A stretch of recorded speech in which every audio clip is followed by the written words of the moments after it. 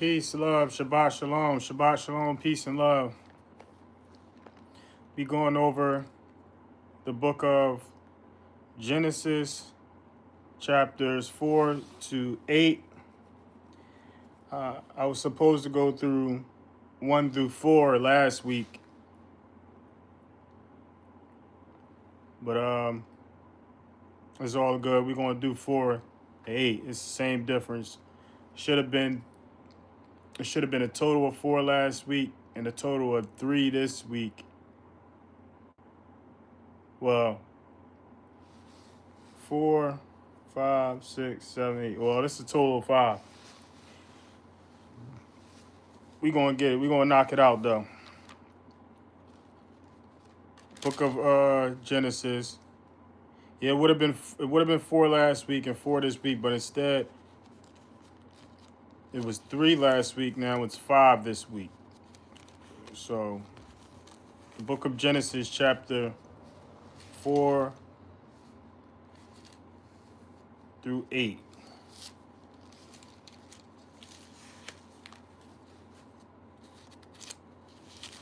Bear with me. Book of Genesis, chapter 4, verse 1. And Adam knew Hawa, that's Eve, his wife, knew by he laid with her, he had sexual intercourse with her. Adam knew Hawa, Eve, his wife, and she conceived and bore Cain and said, I have gained a man, Yahuwah. So she gave birth to Cain. Verse 2. And again, she gave birth to his brother, Habel, which is Abel. And Habel, which is Abel, became a keeper of sheep, but Cain became a tiller of the ground. So Abel was a keeper of the sheep. He tended to the sheep. He tended to the, what we would know as the animals, the farm animals. On the other hand, Cain tended to the ground, which was the crops. So Abel, this is a side topic, but we see that the original labor was tilling the ground, which is, sharecropping, farming and all that. And, tended to animals, the farm animals. So that was the original business. This is Cain and Abel, and this was their work. This was their work. Tending to the sheep and tilling the ground. This will never be out of business. It will always be business. This will always be business. It was the original business, and this will always be business. This will always be labor. It's tilling the ground and tending to farm animals and crops. That's where we need to get back to. Me myself, that's life goal. That's life's goal, is to get into farming and get into crops, get into farm animals and get into, agriculture, sharecropping and all that. So this was the original way. And Abel became a keeper of sheep, but Cain became a tiller of the ground. Verse 3, and it came to be in the course of time that Cain brought an offering of the fruit of the ground to Yahuwah. Verse 4. So Cain brought this was verse 5. Cain brought this offering of fruit. He brought an offering of fruit. So this appears to be the first offering brought to the Most High. And it was brought by Cain. Verse 4. And Abel also brought of the firstborn of his flock and of their fat. And Yahuwah looked to Abel and his offering. So this appears to be the first slaughtering that was brought to the Most High. What Abel brought to the Most High. So this was pleasing to the Most High, and I don't think it was due to what the offering was. And we're going to see this. I'm going to break that down. Verse 5. But he did not look to Cain and his offering. He looked to Abel and his offering, but in verse 5 it says, but he did not look to Cain and his offering. And Cain was very rough, very angry, and his face fell. Verse 6, and Yahuwah said to Cain, why is he rough towards you? And Yahuwah said to Cain, why is he rough towards you? And why is your face fallen? So why are you angry? Why are you down? Why are your face down? This is what the Most High, was asking. Like what's wrong? What's your problem? So verse 7, it says, this is what the Most High says, is it not if you do good, you are not to be accepted? And if you do not do good, towards the door is a sin. So this is the Most High disclosing. This is the Most High disclosing why he didn't look to Cain in his offering. Obviously, Cain wasn't doing good. This is a clear indication that from the beginning of time, it was never the offering that the Most High was pleased with. From the beginning of time, from the beginning of the history according to the Bible, the Most High was never pleased with these offerings. He was more so concerned with the person who brought the offering, which and how they were. If they were good, a good person, or if they were a bad person. If they were obedient or if they were disobedient. He was never concerned with the offering and how pleasing an offering was, whether it was fruit, whether it was slaughtering. Are you obedient or are you disobedient? I don't care what you bring me if you're obedient. If you're obedient, I don't care what you bring. I'm pleased with it because you're obedient. I'm pleased with it because you're good. You're a good person. You do what I ask. You follow my instructions. I see potential in you. So he seen potential in Abel. He's seen obedience in Abel. He obviously seen good in Abel. And this is consistent all through the scriptures that he doesn't acknowledge those who aren't good, those who aren't obedient, those who don't follow his instructions. He disregards. So this is why he didn't look to Cain. It wasn't because of what Cain brought. It wasn't he didn't look to Abel because of what Abel brought. He looked to Abel because of Abel obviously demonstrated some form of good behavior. Abel obviously demonstrated some form of obedient behavior.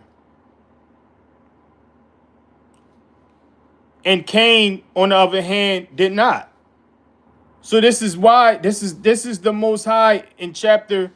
This is chapter 4 of Genesis, by the way, and this is the Most High, obviously, explaining to Cain like, "Yo, man, like, what's your problem?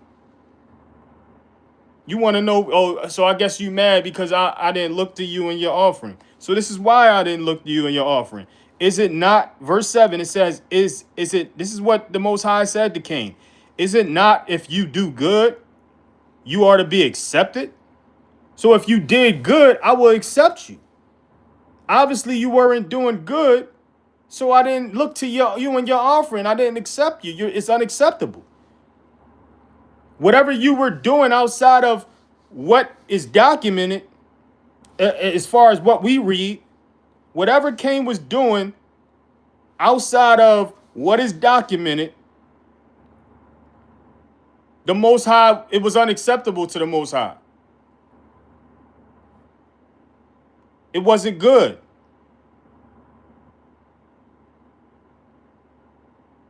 Most High said to him, "Is it not if you do good, you are to be accepted? And if you do not do good, towards the door is a sin."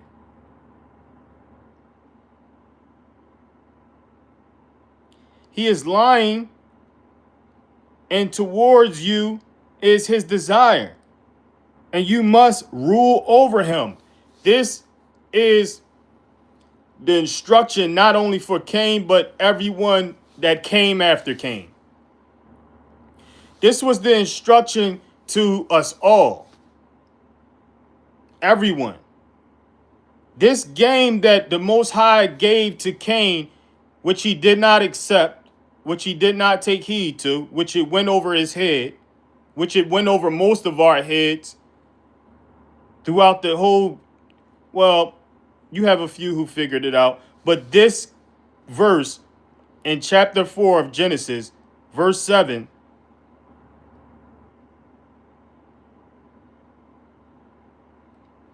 is a clear indication that the Most High,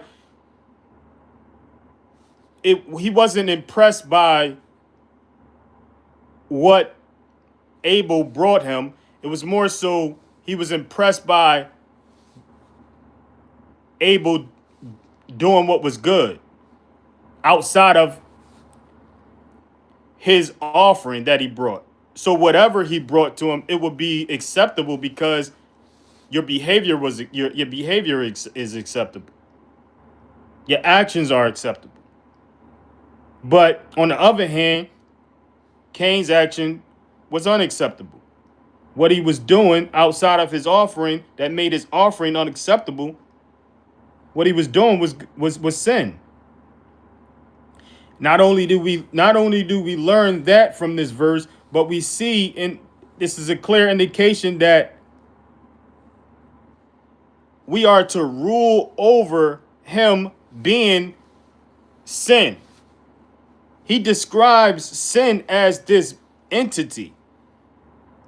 And he says he is lying, and towards you is his desire, and you.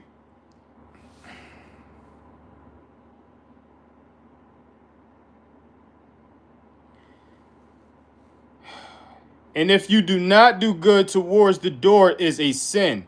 He is lying, and towards you is his desire, meaning towards you, to be one with you, as if he's wanting to be attached, like this sin, this spirit, this ancient spirit of sin wants to latch on to you and become one with your flesh. You must rule over him. So he's telling you have to rule over him, meaning you have to rule over your flesh. This is what he was trying to explain to Cain. You have to rule over this flesh, rule over the unclean spirit of sin that is attached to the flesh, that wants to have you and wants to rule over you. That desires to rule over you. So this is what he was trying to explain to Cain, and this is what he's been explaining to us. This is what not only did he explain this to Cain, but this was a message to everyone in from since the beginning of time, since the day of since this was said to Cain. This was something that we all should have taken heed to and should take heed to. Is to rule. It all comes down to us ruling over this flesh, ruling over this flesh which is corrupt by the ancient unclean spirit of sin, the ancient knowledge of evil.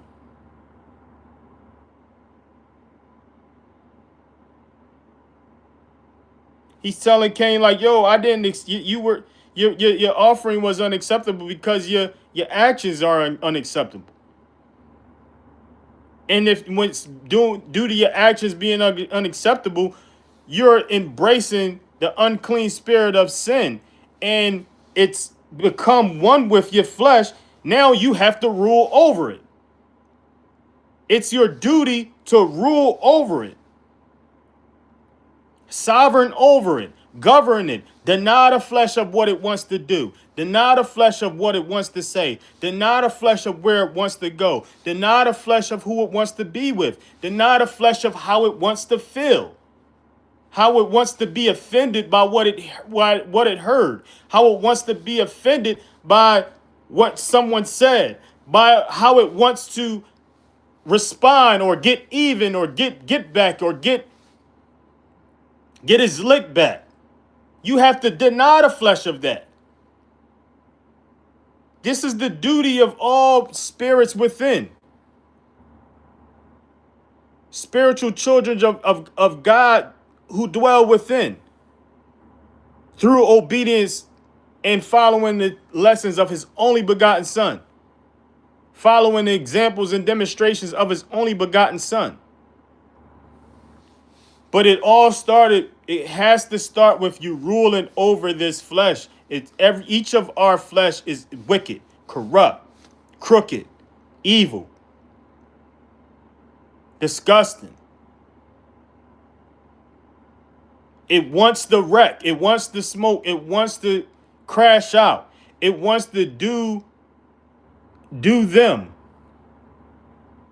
Each of our flesh is like this. It's our duty. It's the spirit within us duty to rule over it and put it in its place. We're not doing this. We're not saying this. We're not going this place.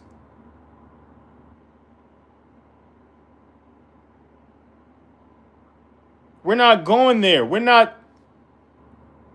going with that person. We're not going to see this person. This is our duty. This is what he was trying to explain to Cain, but Cain didn't dig it. Cain didn't catch it. Cain didn't want to catch it. He was so offended by the Most High not accepting his offering that he couldn't see past that. He didn't care. And this is how most of us get in the red. We be so offended by something somebody said or so offended by what somebody did that we can't stop ourselves from being driven, stop our flesh from wanting to respond, stop our flesh from wanting to,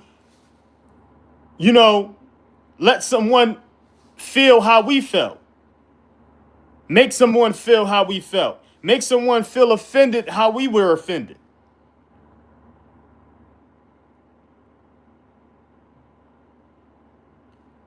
Trust me, I know it's tough in the heat of the moment.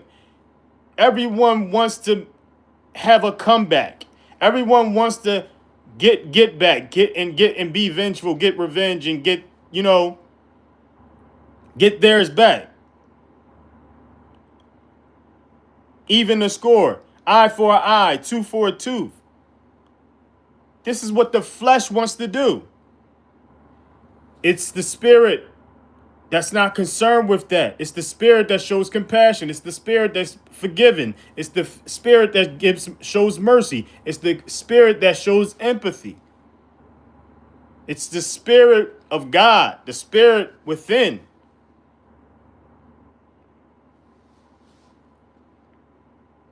Cain wasn't trying to hear it. Cain it didn't register to Cain, obviously. So this is what he did. Verse 8.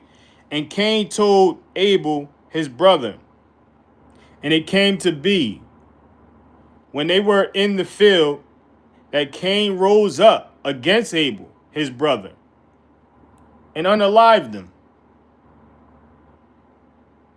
Verse 9. And Yahuwah said to Cain, where is Abel your brother? And he said, I do not know. Am I my brother's guard? Am I my brother's keeper? This is what he asked. This is what he had the nerve to fix his face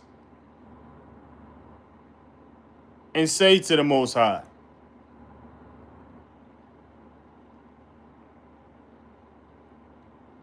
So Cain was obviously ruthless, man. This is for him to disregard the advice and the counsel of the Most High himself.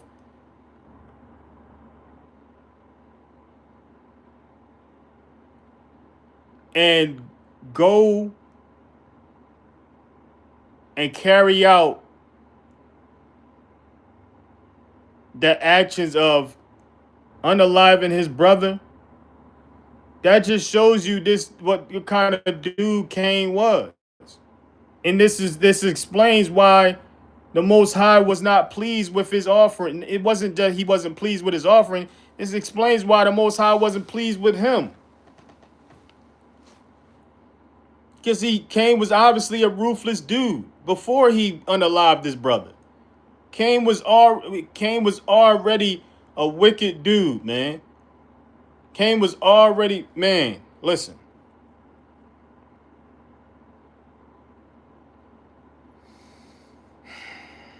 Verse 9. And Yahuwah said to Cain, where is Abel, your brother? And he said, I do not know. Am I my brother's keeper? Am I my brother's guard? And I won't be surprised if he said it in that tone. I won't be. I'm almost sure he said it in like a nasty tone, like I just used. Am I my brother's guard? Am I my brother's keeper? Like, I don't know. I don't know where my brother at. You know exactly where your brother is, bro. You know exactly where you put your brother. You put your brother down. You know what you did. So not only was Cain one who shed blood and showed himself to be one who shed blood, but he was also a liar.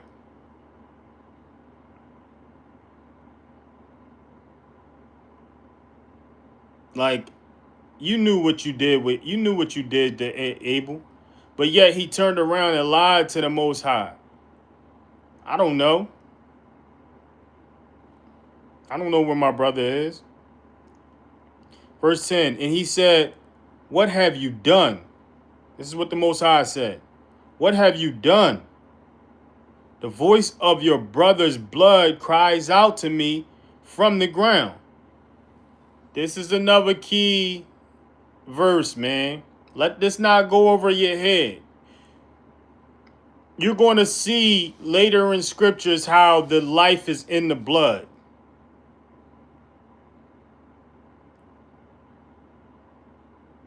You're going to see later on in scriptures how the life is in the blood.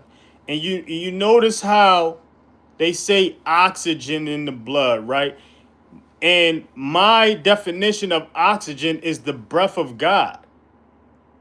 That's the definition. That's my Ruwako definition of oxygen. It's the very breath of God. What we inhale, exhale, that's the very breath of the Most High.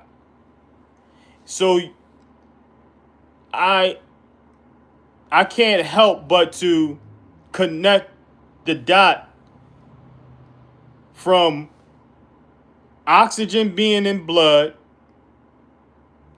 oxygen, aka the breath of God, being in blood, us being breath of life spirits, is what the Most High describes, is what we're going to read later in these chapters. Breath of life spirits within. My only guess is that we're breath of life spirits within this blood, because later on we're going to read how, not later on today, but later in these writings, it's going to disclose how, the matter of fact, maybe in this writings, it's going to disclose how life is in the blood. So even in I believe in these upcoming chapters, we're going to read, the Most High explains how the life is in the blood. So when he says, the voice of your brother's blood cries out to me from the ground, the voice of your brother's blood cry out to me from the ground. Life was still in the blood of Abel.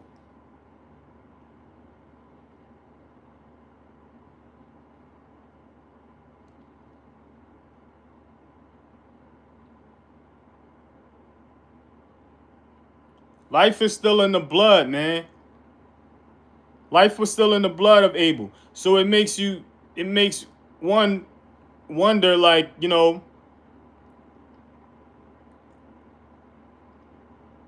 spirit, the breath of life spirit of God that we all have is in our blood. AKA what scientists call the oxygen. Breath of God, biblically known as breath of God, scientifically known as oxygen. That's in the blood. Breath of life spirits of God, one and the same with the breath of God in our oxygen. In our bloods, the oxygen in our blood. Not to get too scientific and not to get too deep, but if you have the ears to hear, you can follow what I just broke down. So we're in the book of Genesis, chapter 4, and verse 10. And he said, "What have you done? The voice of your brother's blood cries out to me from the ground." Don't overlook anything that comes from the mouth of God. Any documented word that came from the mouth of God,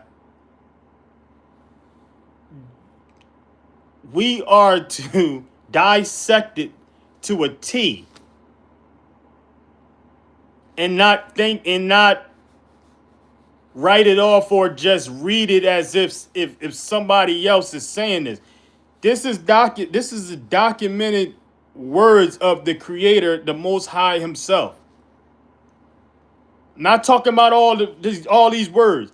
I'm talking about the very words of the mouth of this is documented words of the Most High Himself. So anytime we read documented words of the Most High Himself and His only begotten Son, it's not to be, taken lightly or just read as if somebody, one of our ancient brothers or sisters, is saying it. No, reread that. Dissect every word. Dissect every. This is the word of the Most High, the literal word of the Most High. I know people consider the whole everything is the word. Nah, this is the very words of the Most High coming from His mouth. And whenever we come across that, you have to really ask, what is He saying? What is being said? Same goes for His Son. And what He's saying is, this is what the Most High said to Cain. He said, "What have you done? The voice of your brother's blood cries out to me from the ground." Verse 11. And now You are cursed from the earth, which has opened its mouth to receive your brother's blood from your hand.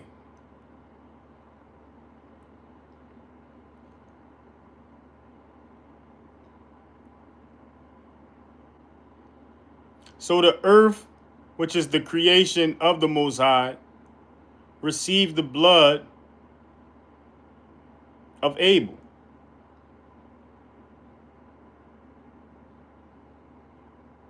Mm.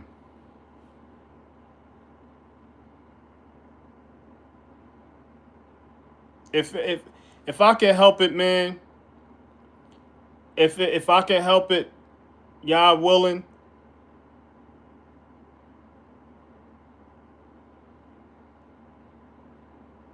If I have a say in where my blood goes, I don't need it. I don't need it being one with the more or in going down the drain. I don't mean to be too graphic about or about that, but I would rather it being one with the earth, like instead of being one with wherever that drain leads. I would rather it be one with the earth or one with the Most High. Either way, I know that the spirit. The writings explain how the spirit returns back to the Most High, and it's however that go. I would want it to go as natural as it can go, as far as like. Let me not get too into that, but yeah, if I can help that, I would rather return to the earth than to a drain wherever that leads to.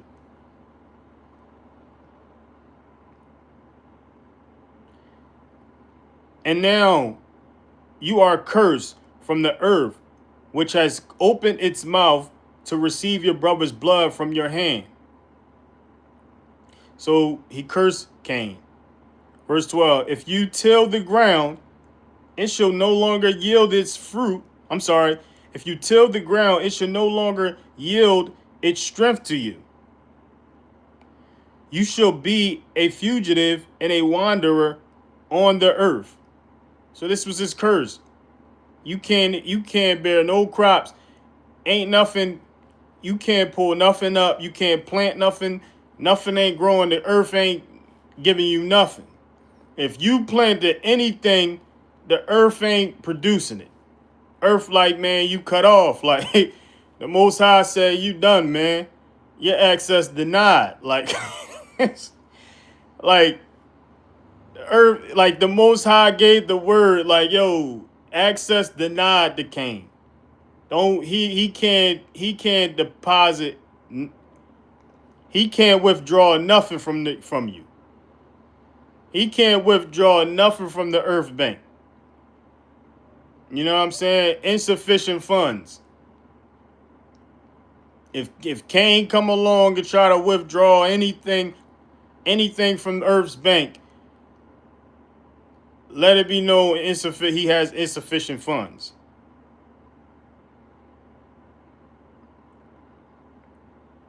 So this was this curse. This was the curse of Cain.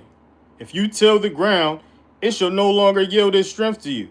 You shall be a fugitive and a wanderer on the earth. So he had to go about wandering and fugitiving, you know.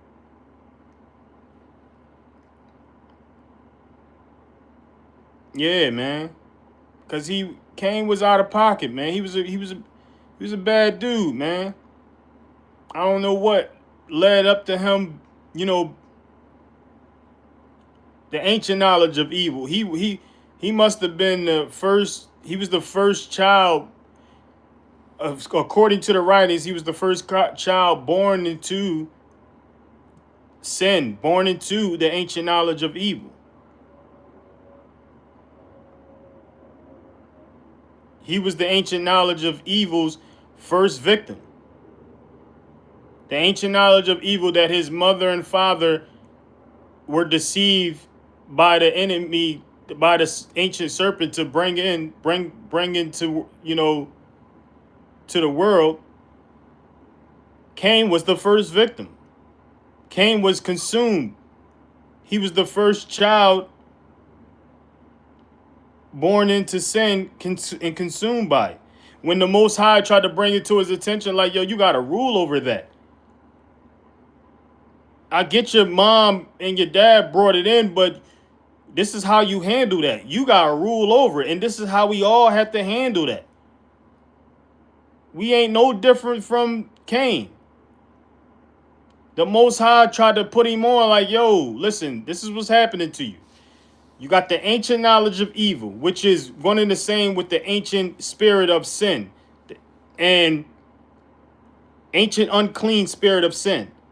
This come from the ancient knowledge of evil.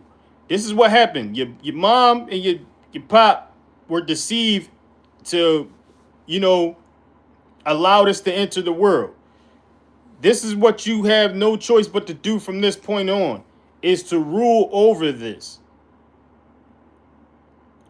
Rule over this. Rule over this when it's, because it's on your flesh. You're born into it. We all are. And Cain just didn't understand it. He obviously didn't understand what the Most High was trying to explain to him, and what, and probably didn't care. He was just so offended.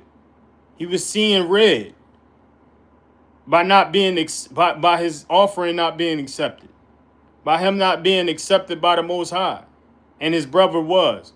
So he was seeing red with jealousy, envious of his brother, jealous of his brother, to the point it led him to shed his own brother's blood.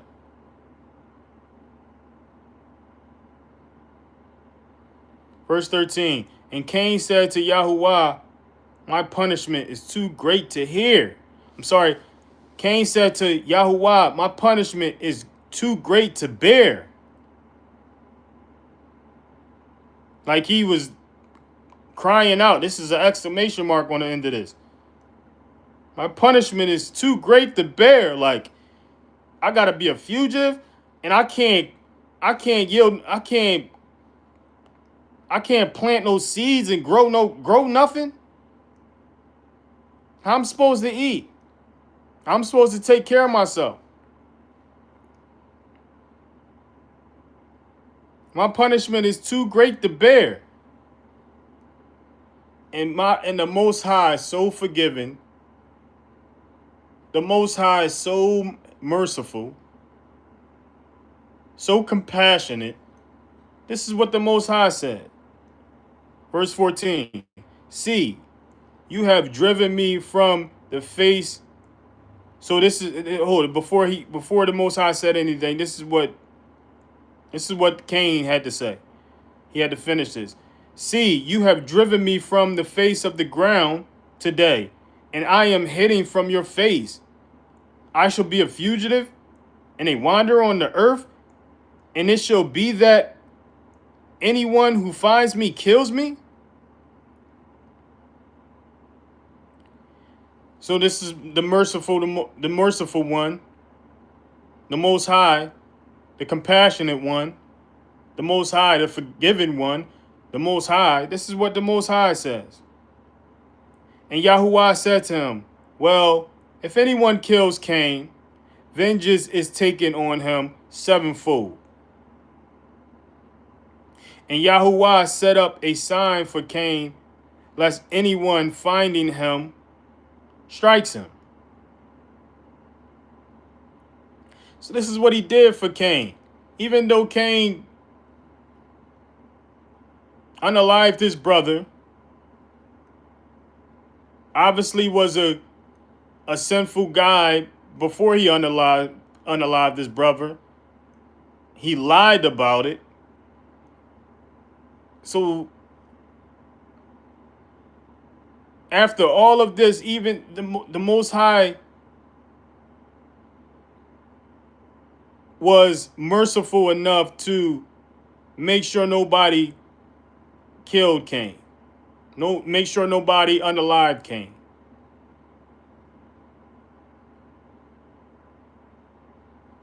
The Most High was merciful enough to make sure nobody touched Cain. And vengeance is taken on him sevenfold, whoever did.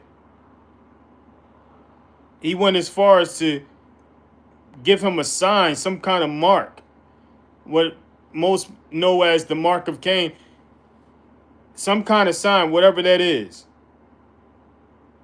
to let others know, like not to touch Cain. Yeah, he's not to be touched. He's not to be, you know,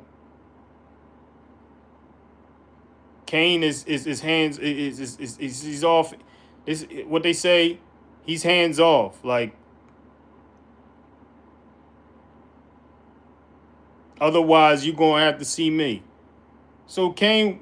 So the Most High was merciful enough to do that for Cain.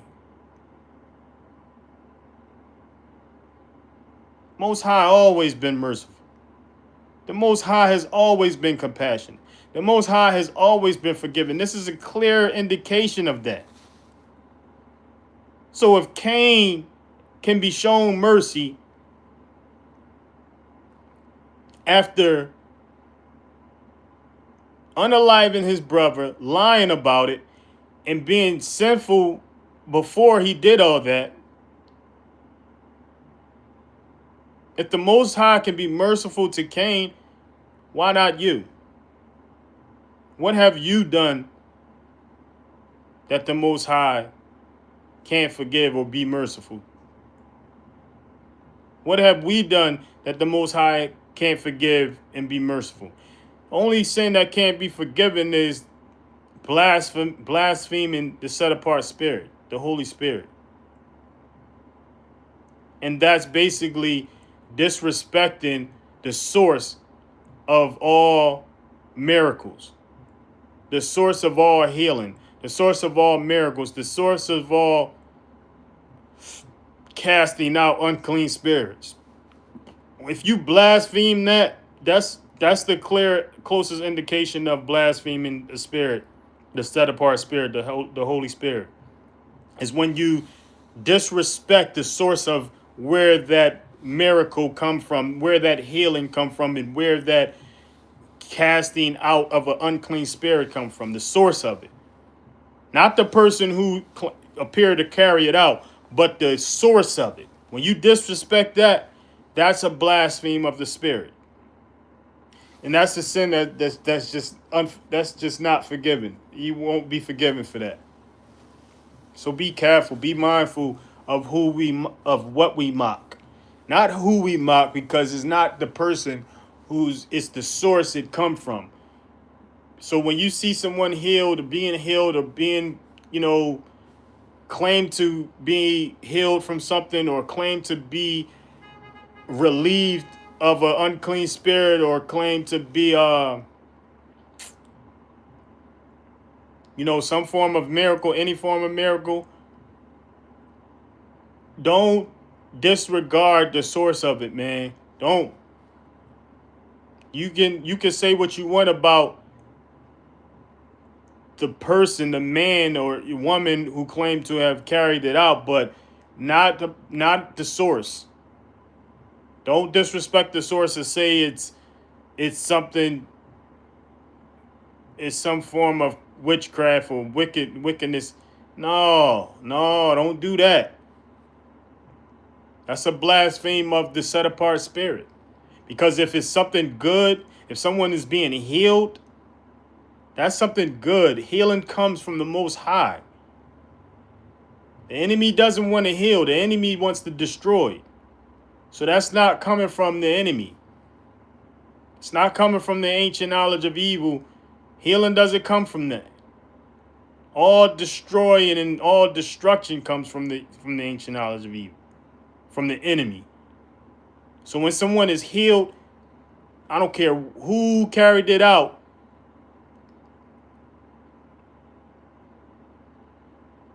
you better give all glory and credit to the Most High and his set apart spirit. don't care who. If somebody claims to be free of this unclean spirit, you better give all glory and all credit to them, to Most High and his set apart spirit. Doing any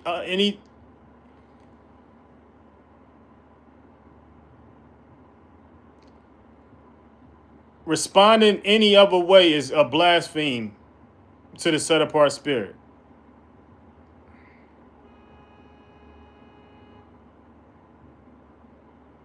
But yeah, I wandered off, but that was a worthy side topic. Verse. So the Most High, man, is merciful. He's always been merciful since the days of Cain. Since he's shown mercy to Cain and made sure Cain was good. Made sure Cain was good in every hood. Like no one was to touch Cain, or they will be touched. They was going to get, vengeance was coming their way. The Most High was merciful enough to do that to Cain, and Cain was not worthy of it. Cain was not deserving of it. Cain just unalived his brother, lied about it, and was sinful before all that. But yet, the Most High was merciful. Cain was cursed.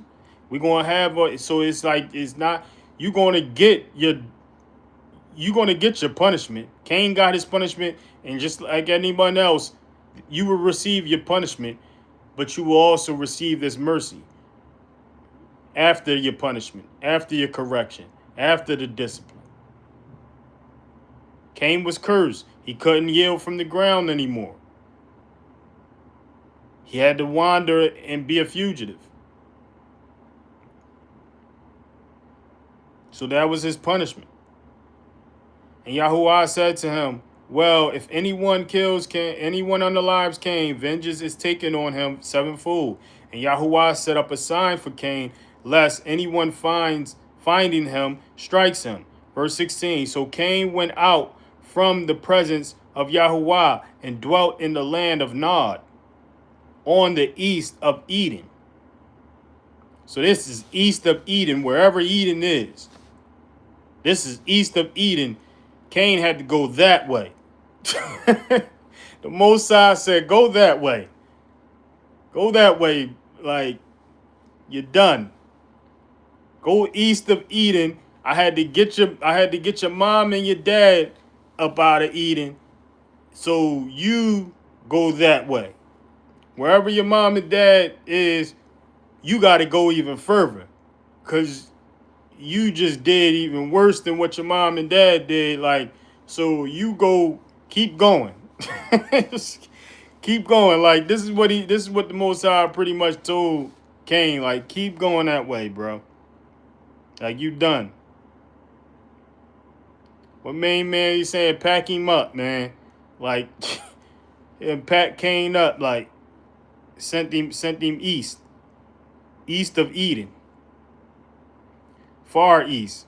Verse 17, and Cain knew his wife, whoever this wife is, and she conceived and bore Hanok. Interesting how, his wife was unimportant. It was like, she couldn't even get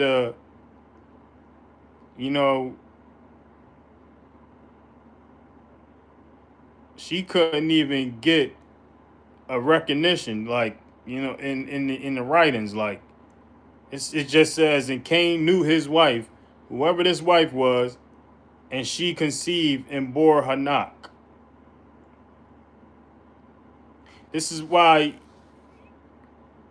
you have to read the scriptures and use your discernment to know that the writings is keying on the key events that the Most High intended us to read and know, and and read with discernment and apply it. Obviously, there's missing events, but these are the main events. These are the important events. These are the crucial events that was documented for us to read. So you have to have sense enough to know that it's more than this. It was more going on before Cain came to grow up. It like obviously Cain was the sinful dude. They didn't explain how the sins that Cain did, but he was obviously sinful enough that the Most High, you know, disregarded him and didn't accept him, didn't accept his offering. They didn't explain that. It didn't document all of that. Just like they didn't document, they didn't document the name of the wife of Cain and where she came from and how she came about.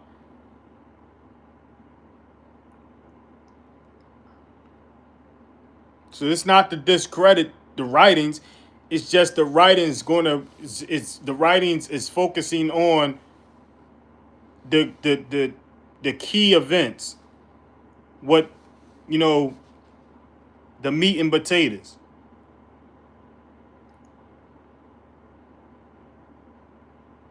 And Cain knew his wife, and she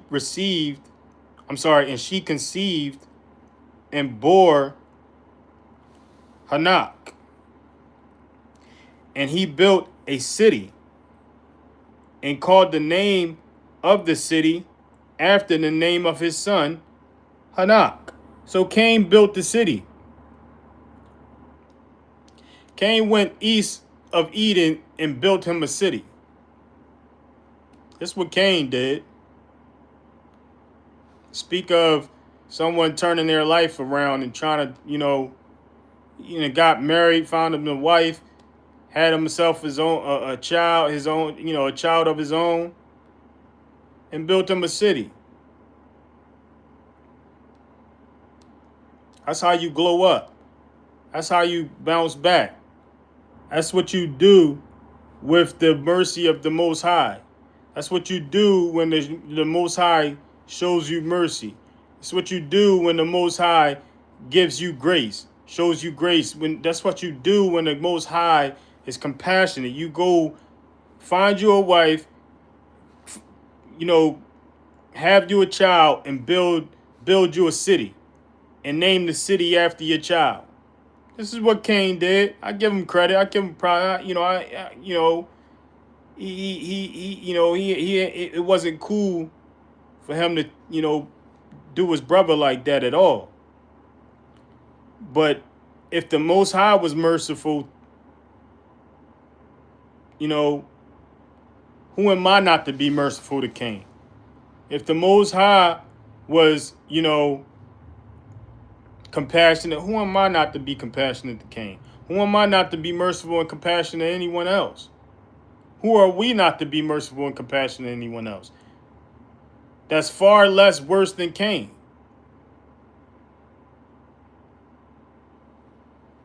I'm just saying. The man did, what he was supposed to do afterwards, after receiving this mercy of the Most High by, he went and found himself a wife, had himself a child, and built himself a city, and named it after his son, Hanak.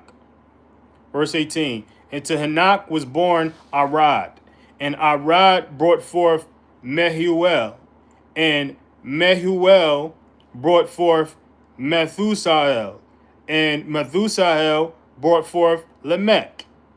Verse 19, and Lamech took for himself 2 wives. The name of one was Adah, and the name of the second was Cecilia. And these are Hebrew names that I'm saying. You can look them up, the regular names in your scriptures, but I'm just reading from a Hebrew a text that focusing on the Hebraic terms and names of people and places. So Lamech, we see that Lamech, which is offspring of Cain, the great grandson of Cain, Lamech, the great, how many greats? Yeah, the great grandson of Cain had himself 2 wives. This was the first one to go to double up on the wives, Lamech. And Lamech took for himself 2 wives. The name of one was Adah, and the name of the second was Tisila. Now, was it at the same time? Doesn't say. Was it one and then one after? Doesn't say. But he had 2 wives. Verse 20. And Adah bore Habal.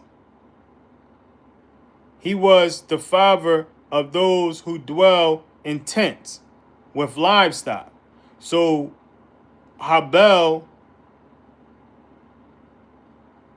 the son of Lamech, the great grandson of Cain, he was a father of those who dwell in tents with livestock. So whoever dwells in tents with livestock, now, does that mean tents with livestock inside? Like these were the people that known who to sleep in tents with their livestock in it? Are we to read it like that? Are we to read it? These were he was the father of those who dwell in tents and had livestock of their own. May be the correct way of reading it. Verse 21. And his brother's name was Ubal. He was the father of all those who play the lyre and the flute. So you got his brother, Ubal, the father of instruments, those who play instruments. So these were people who were this child.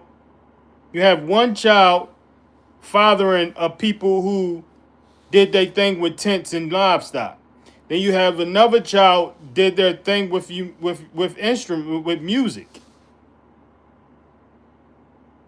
And this is in the ancient time. This is the offspring of Cain. These is the great grandchildren of Cain. Playing music already.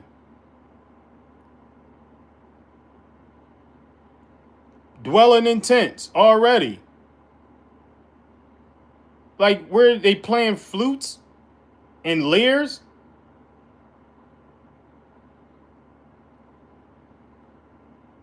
This is the time of Cain.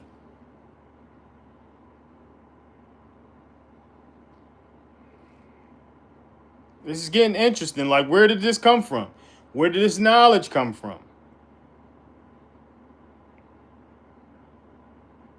Where did this knowledge come from? It's obviously from the knowledge of either good and evil. It's obviously came from the knowledge of that was brought in, and in others' writings it talks about the fallen messengers and how they brought knowledge. Who's to say that the knowledge that was brought from the fallen messengers then wasn't brought in the same time as the ancient knowledge of good and evil through the tree?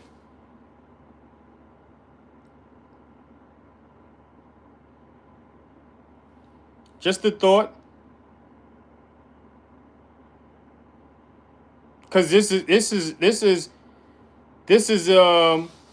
progressing pretty quickly. This intelligence is progressing pretty quickly. Like we got this is the great great great grandson of Cain, Lamech, fathering his son Yabal, who fathered the people who dwelled in tents with livestock, and his brother Yubal, fathering the people who play lyres and flutes.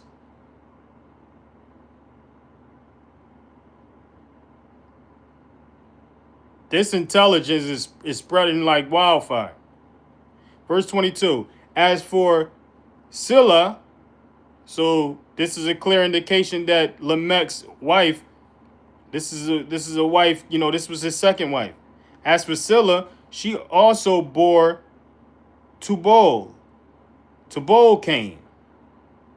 So she kind of named him after his great great great great great grandfather Cain. As for Scylla, she also bore Tubal Cain, a smith of all kinds of tools, and bronze, and iron. And the sister Tubal Cain, the sister of Tubal Cain was Naamah. This information likely came from the mothers, man. This knowledge likely came from the mothers. Like all of a sudden Cain pop up with this wife, right?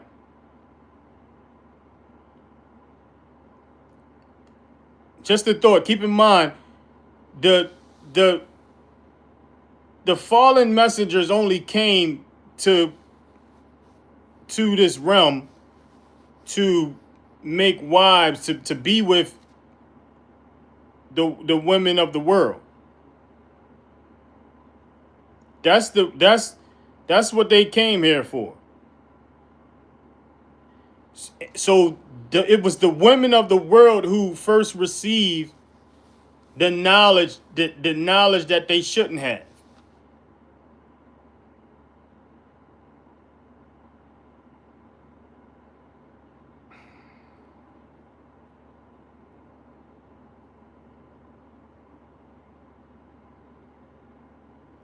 And who's to say that the bite of the fruit didn't open some kind of door or open some kind of realm or some kind of gateway for those messengers to come through and do their thing and give this knowledge, ancient knowledge of good and evil.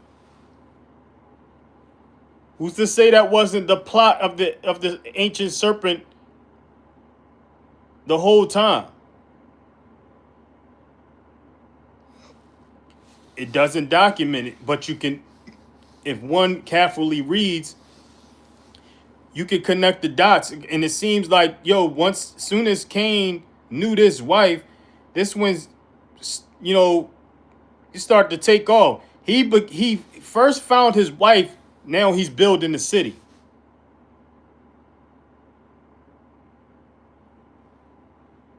Like, were you? All right, cool. You might have known to build the city. Next thing you know,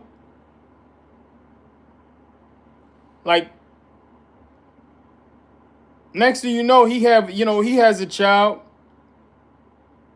and his child has children, so on and so on, and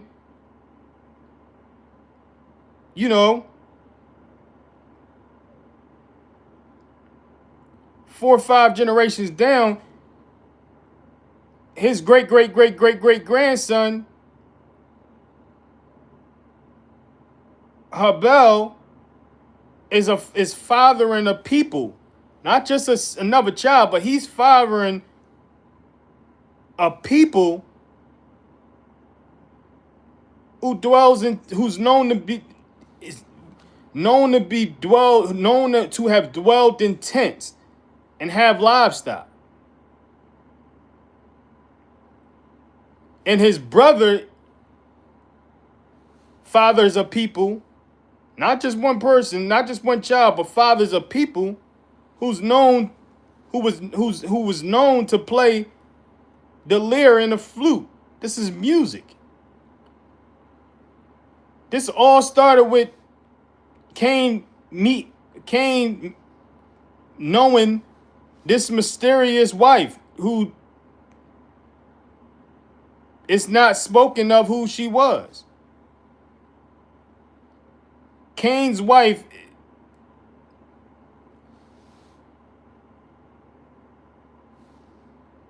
has no mention, has no honorary mention, no honorable mention, however you say that, whatsoever. So ever since Cain met this wife, intelligence started to take off. These other wives, names were documented. 2 wives, Ada, Tarsila. Ada had the children Yabal and Yubal, one who, a people who dwelt in tents and had livestock, and a people who played the music. Ada,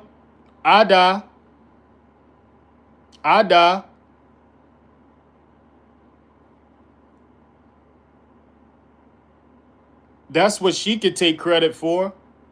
She fathered people.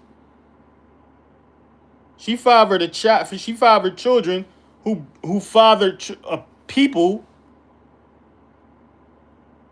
to introduce the world to music, and introduce the world to tents, and introduce the world to livestock.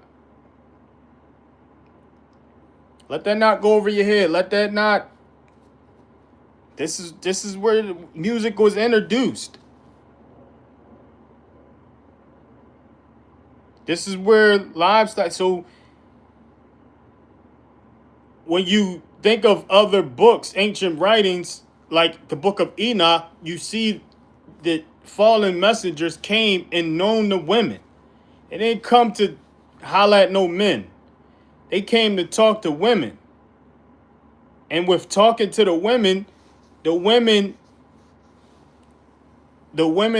all that they knew. So the men got their information from the women that the messengers were knowing.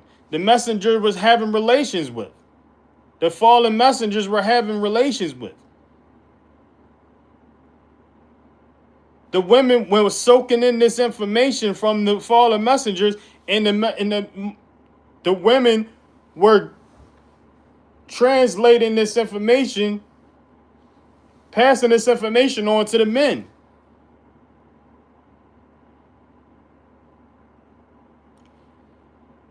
One can say these were the original witches, passing on information, making warlocks out of the men. Now we have music. Now we have tents. Now we have livestock.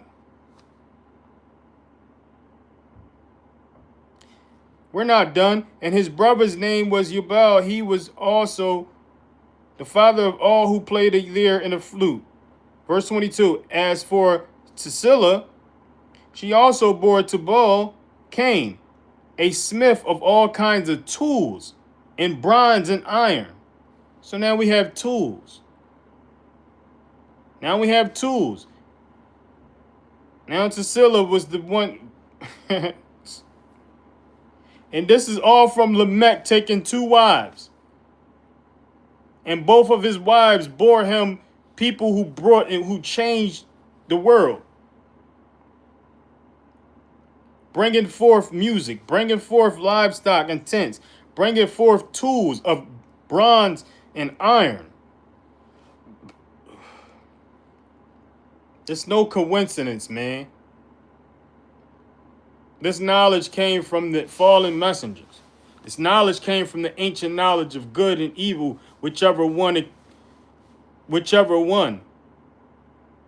according,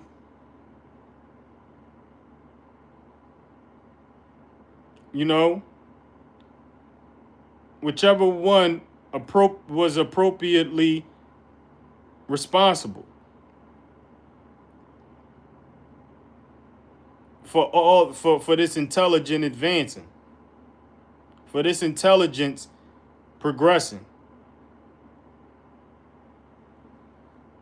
And the sister of Tubal Cain was Naamah.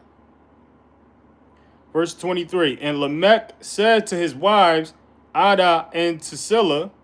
So these were wives he had at the same time. Lamech was the first one to have two wives at the same time. And Lamech said to his wives, Ada and Tisilla, hear my voice. Like he yelling at him. Hear my voice. Because there's an exclamation mark on the end of that. Wives of Lamech, listen to my words. Another exclamation mark. For I have killed the man, for I have unalived the man, for wounding me. Even a young man, for hurting me. So he's telling his wives, he disclosed it to his wives that he unalived the man for hurting him, for wounding him.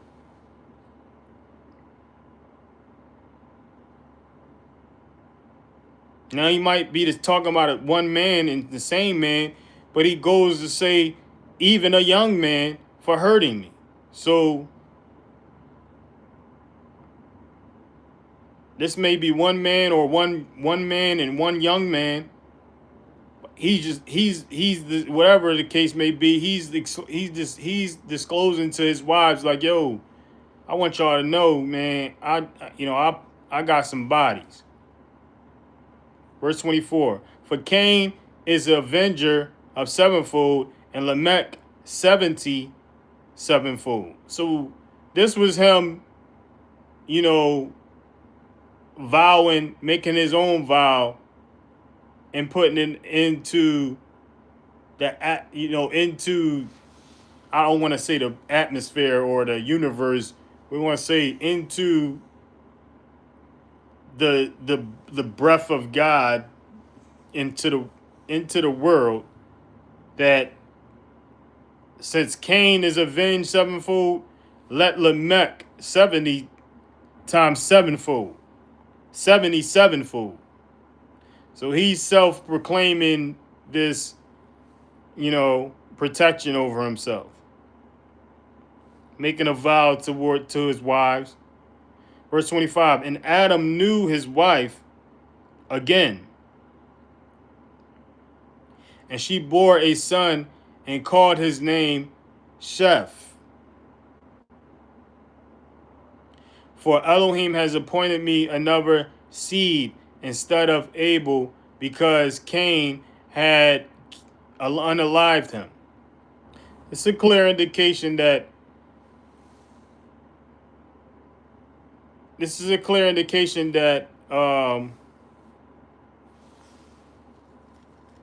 Adam was, either Adam or, I'm pretty sure this is Adam saying this. And Adam knew his wife again, and she bore a son and called his name Sheth. So all right, this could be Eve saying this.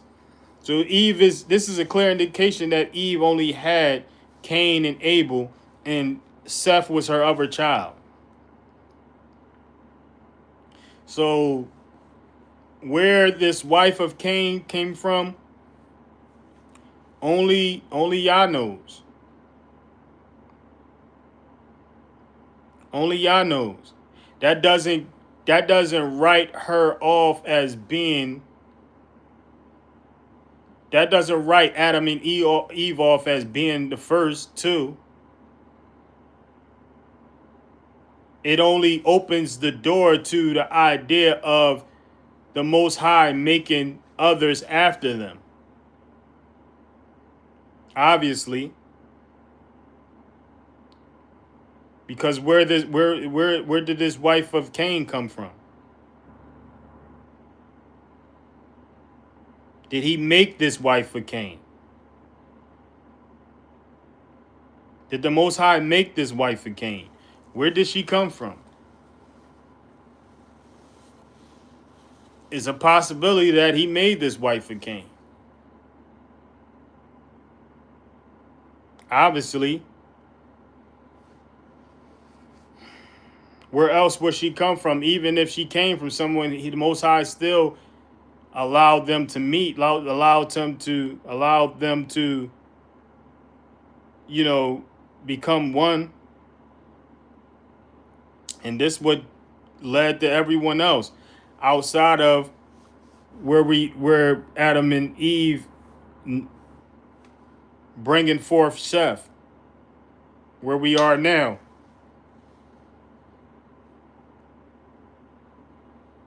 And Adam knew his wife again, and she bore a son and called his name Seth. For Elohim has appointed me another seed instead of Abel, because Cain had unalived him. Verse 26, and to Seth, to him also a son was born. So Seth had a child. Seth had a son, and he called his name Enosh. Then it was begun to call on the name of Yahuwah. So this is where they started to call on the name of Yahuwah.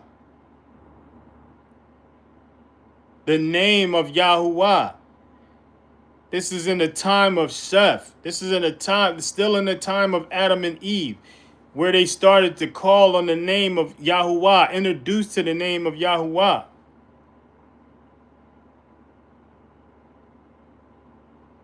There was a name.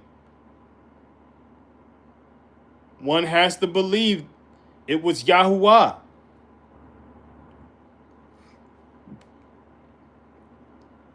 Not a title. Not a title pronounced God. It was a name. It was a name. And this is where it was first. This is where people first began to call on that name. In the book of Genesis, documented in the book of Genesis, chapter 4, verse 26. Then it was begun to call on the name of Yahuwah.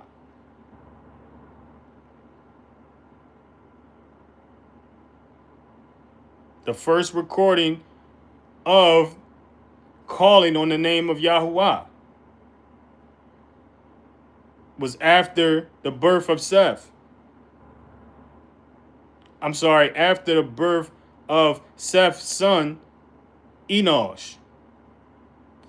Chapter 5, verse 1. This is the book of the genealogy of Adam. In the day that Elohim, God, created man, he made him in the likeness of Elohim, God. Me personally, I believe that likeness is the spirit, the breath of God, the spirit, and the identity is spiritual. The intelligence is spiritual. The vision, the insight, the voice, everything unseen is unseen like the Most High. So what you're only able to see within, which is your insight, your vision, your dream, your imagination, that's spiritual because it's unseen by anyone else. That's a really cool thing, and the closest thing to something being spiritual is you being able to close your eyes and envision something no one else is able to see. You're able to go to sleep and dream something no one else is able to see. That's the I. That's the quality. That's the qualities of the and the evidence of the identity and that image that the Most High said, you know, the likeness of God or the image of God. That's the closest evidence of it. It's the voice that you hear, but you don't see words being spelled out. You can hear my voice. You can blow into your hand, feel a breath, but you can't see it. Maybe when it's cold, you can, and the strongest evidence of it all is the envision, the imagination and the vision, the inner vision, the insight, the in the dream that you can see but no one else can see. You can close your eyes or not even have to close your eyes and envision and paint pictures in your head that you can't, that no one else can see. Paint scenes in your head that no one else can see. You can relive scenes if in events that you went through and, you know, go down memory lane that no one else can see. This is the closest evidence of spiritual activity.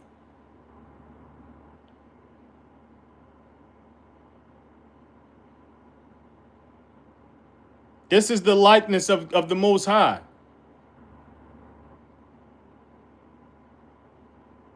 Verse 2.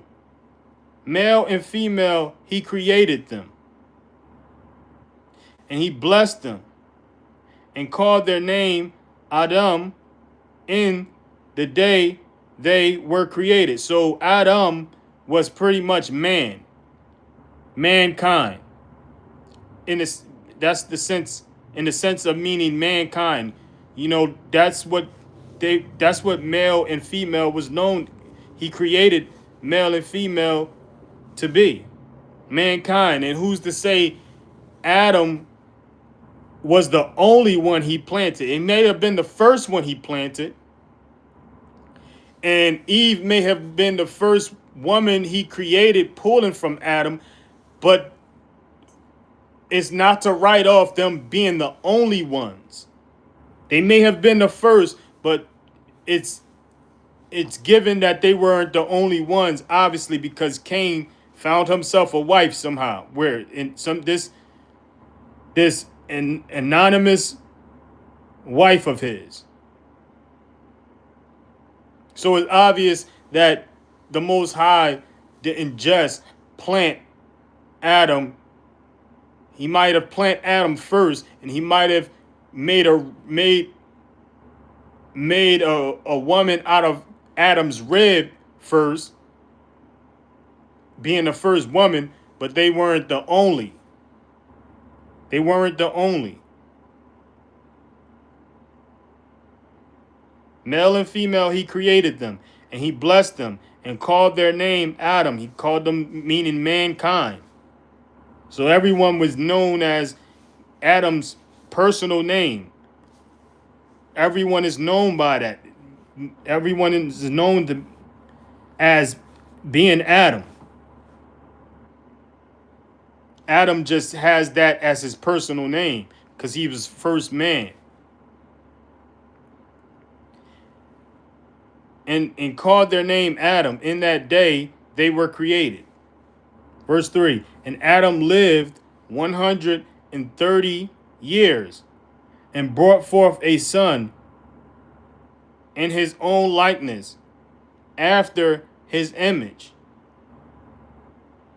and called his name Seth. So this is a son in Adam's image. And you can see to this day that we make children in our image. Now, this is Adam's personal image. This is not to say that Adam and Eve look like the Most High. No one can say that.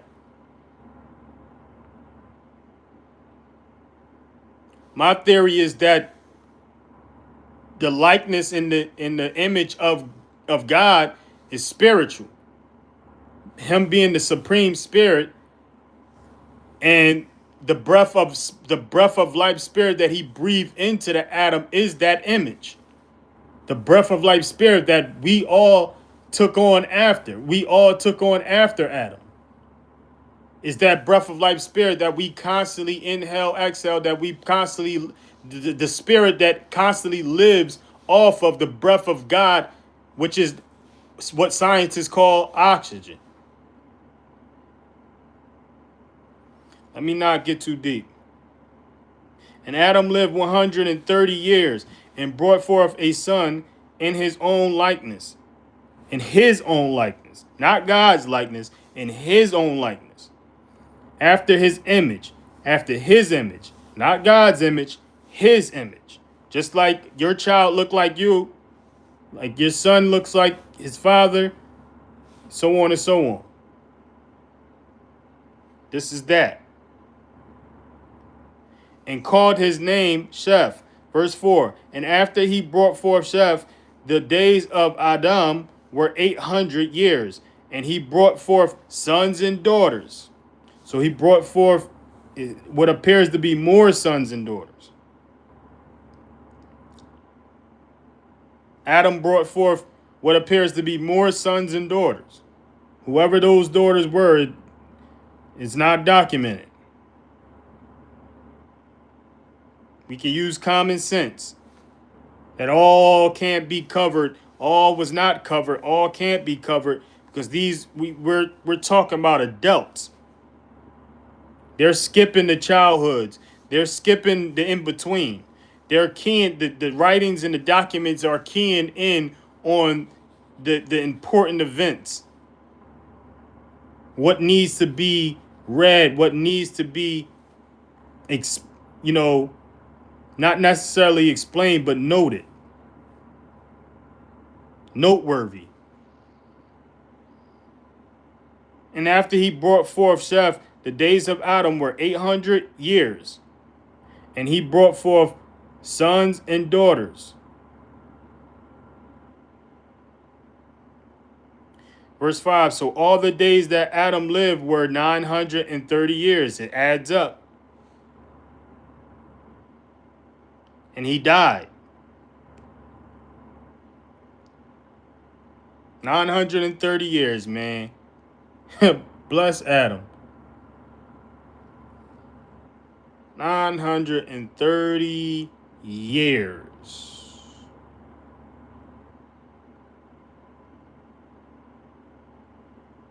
Verse 6. And Sheth lived 105 years and brought forth Enosh. So he didn't bring forth a child until he was 105.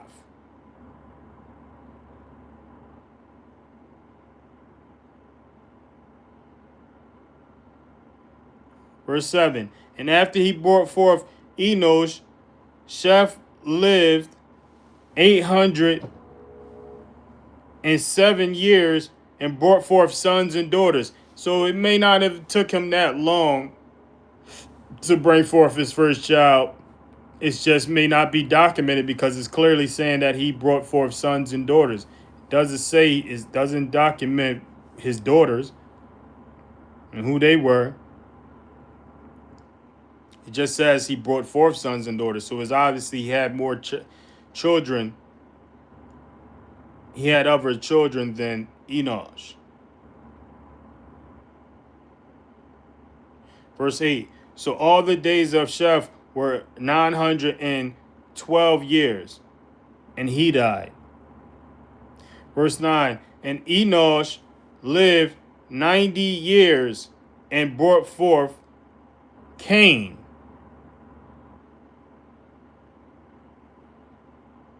I'm sorry. And Enosh lived 90 years and brought forth Canaan, not Cain, Canaan.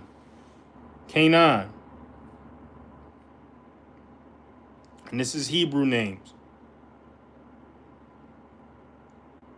Verse 10, and after he brought forth Canaan, Enosh lived 815 years and brought forth sons and daughters. So he had other children, obviously. Verse 11, so all the days of Enosh were 905 years, and he died.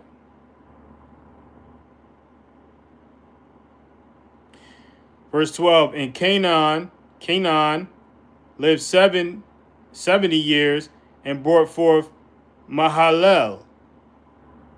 Verse 13, after he brought forth Mahalalel, Canaan lived 840 years and brought forth sons and daughters.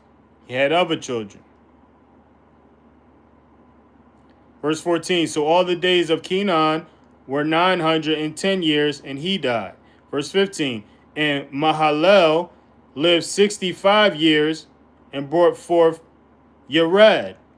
And after he brought forth Yared, Mahalalel lived 830 years and brought forth sons and daughters. Verse 17, so all the days of Mahalalel were 895 years, and he died.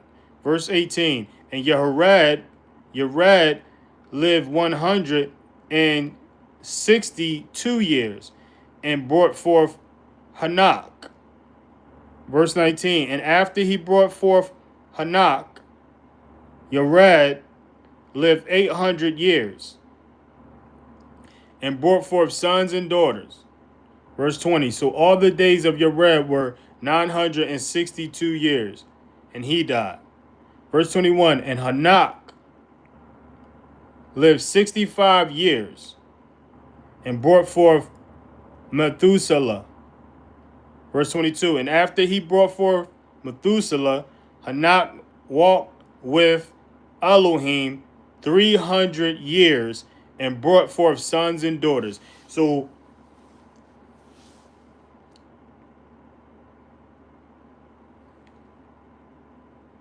this is Enoch. Hanak is Enoch. This is not the son of Cain. This is the greatest grandson of Adam.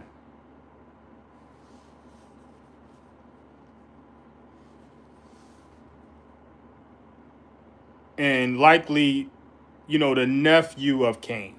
So Enoch decided to walk with God, walk with the Most High. And after he brought forth Methuselah, Hanak walked with Elohim 300 years.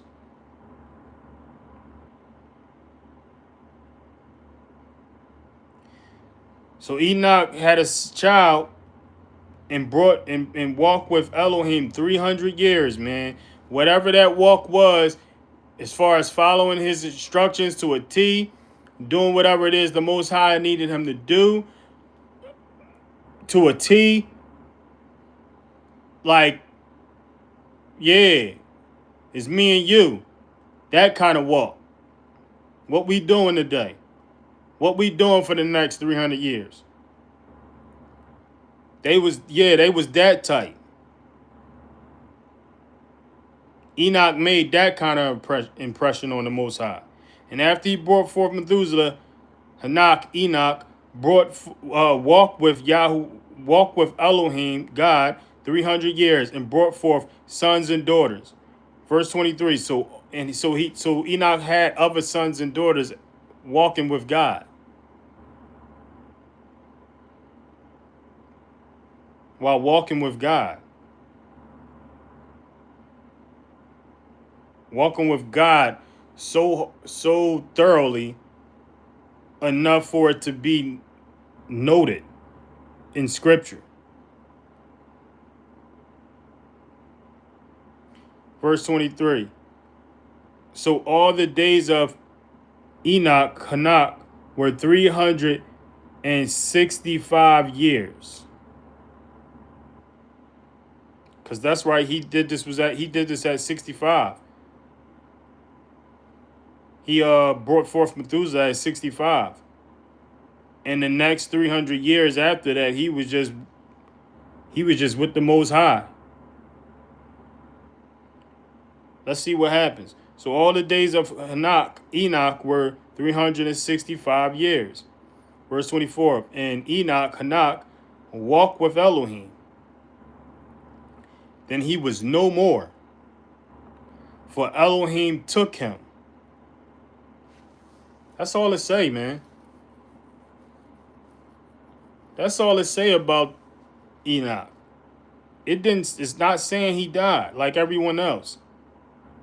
It's just the Most High like say, yo, you come with me. You with me. You with me now. Most High took a liking to Enoch.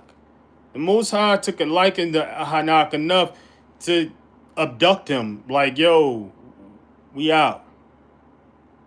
You my guy. Like, you my guy. Abel was cool. You know.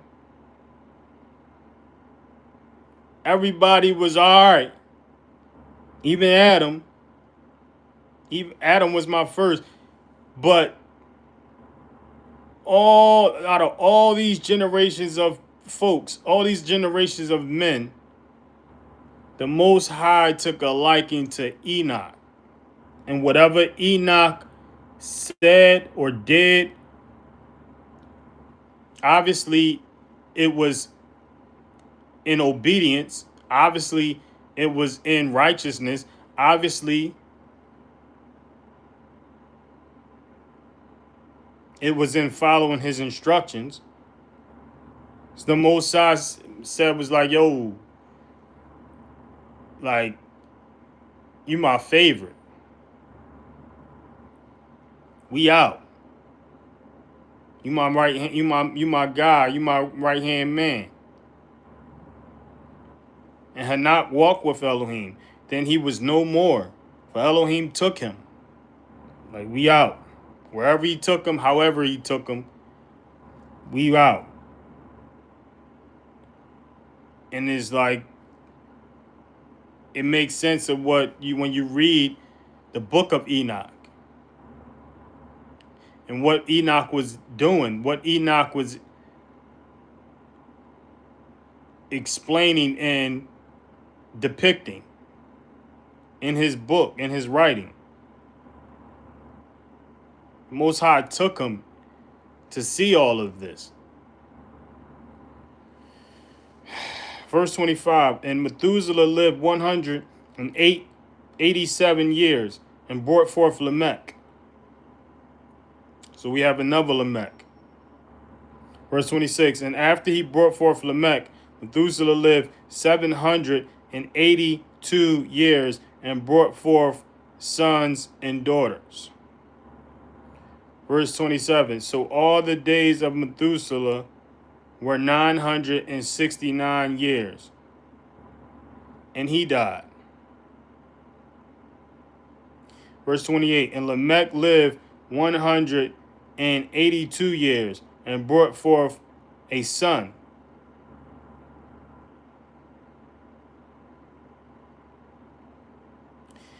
Verse 29, and called his name Noah, saying, this one does comfort us concerning our work and the toil of our hands, because of the ground which Yahuwah has cursed. So the ground was still cursed. The ground was still cursed, but Noah was the one.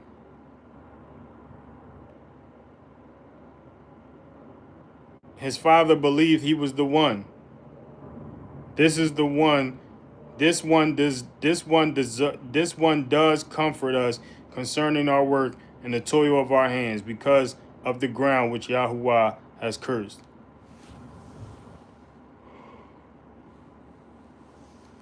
And after he brought forth Noah, Lamech lived 595 years and brought forth sons and daughters. Verse 31. So all the days of Lamech were 777 years, and he died.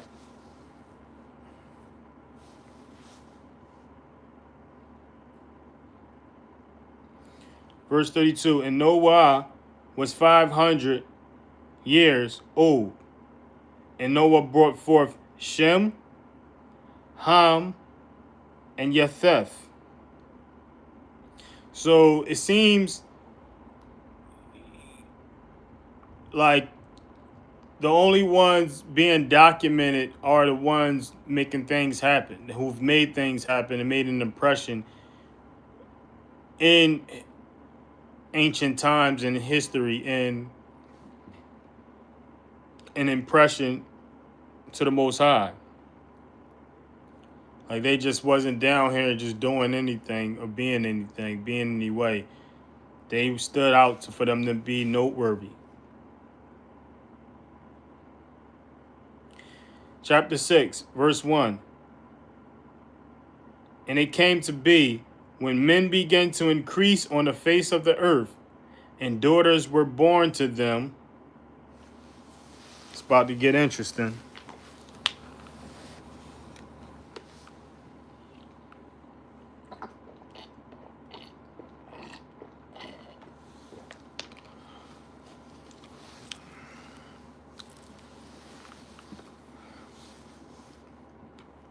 And it came to be, when men began to increase on the face of the earth, and daughters were born to them. Daughters, mind you, daughters was being born. First documentation of a daughter was this mysterious wife that Cain took, and also, you know, the sister of Tubal Cain, Naamah.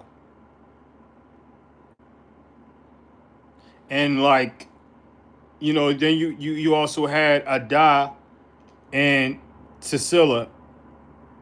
So once these women, other than Eve, once other women started to come, you know, started to come to existence, that caught the eye of the messengers, the fallen messengers. And yeah, they didn't know they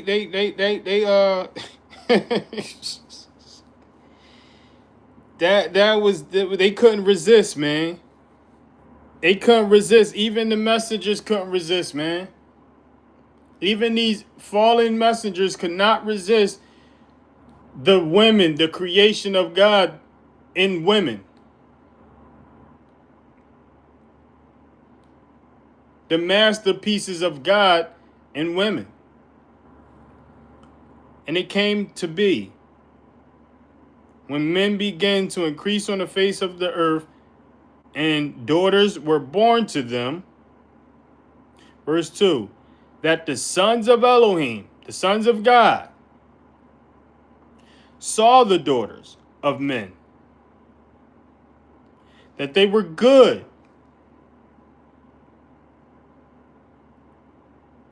Like they saw them and like, man, they look good. And they took wives for themselves of all whom they chose. So this is like they weren't taking just, they would, and what he mean by wives is like when you know a woman in ancient times, you knew a woman, you laid with a woman, that was your wife. So they were laying with wives, they were laying with women, and that would make them their official wives. So,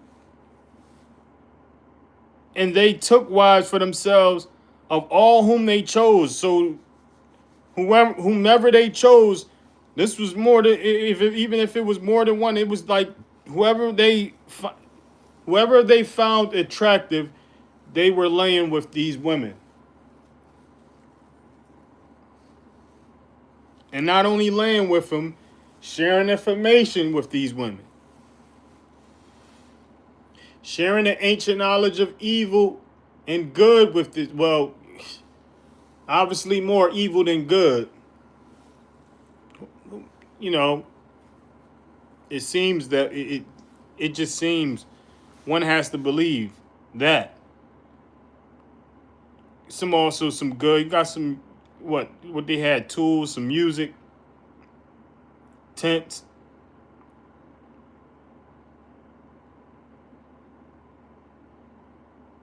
So they took wives, any wife that they chose. Verse 3. And Yahuwah said, my spirit shall not strive with man forever in his going astray. He is flesh, and his days shall be 120 years. So the Most High, this is what the Most High said. He's calling mankind, meaning mankind, flesh. And like, dude, like y'all just mere flesh, man. Without my breath of life, your spirit doesn't exist. No existence. You know, I mean, you're you're not conscious. You're just flesh. And Yahuwah said, my spirit shall not strive with man forever. Cause he's like, yo, man, I'm not putting up with this. This is a mess. Like, what have I done?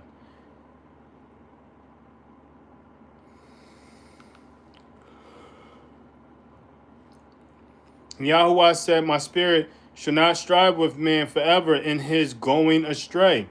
So these men were going astray. He is flesh. Clear indication that men were flesh. We were flesh. We are flesh. And his days shall be 120 years. Verse 4. And verse 4, the Nephilim were on the earth in those days. The Nephilim were on the earth in those days, and also afterward. When the sons of Elohim, the sons of God, came into the daughters of men, and they bore children to them. So this is what brought forth the Nephilim. Nephilim were the offspring of these sons of God, which one has to believe were the messengers, the angels. Those were the mighty men who were of old,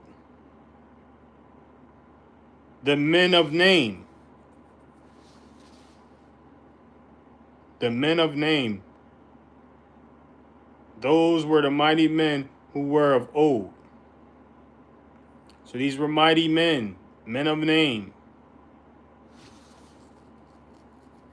They obviously have to mean something.